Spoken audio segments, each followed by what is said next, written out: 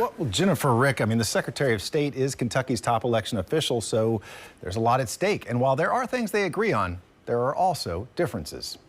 I've accomplished more to make it easy to vote and hard to cheat in just 4 years on the job than my predecessors did in 200 years. Michael Adams is an election lawyer by trade.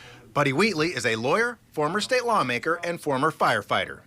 Firefighters don't ask whether you're a Republican, Democrat, or independent. You do the job.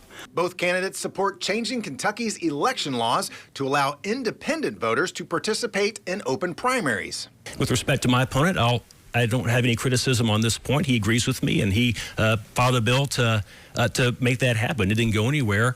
He's not been very effective in his job in the legislature, but I still respect his position on it. All right, Mr. Wheatley. Well, yes, I did file a bill to allow independents to vote in our primaries, and I have to say that, Mike Adams is in the supermajority, and he could literally get many things done as Secretary of State that are not getting done, for instance, this one. They disagree on whether to allow same-day voter registration. There are ways that this can be done, that technology can handle it. Many other states are doing same-day registration.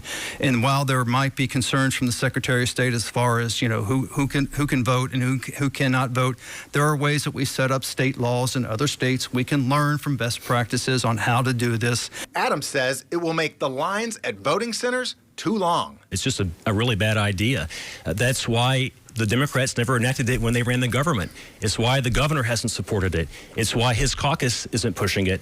It's why he didn't push it when he was in the legislature. Coming up at 6, we'll bring you their opinions on expanding early and mail-in voting. Mark Vanderoff, WLKY News.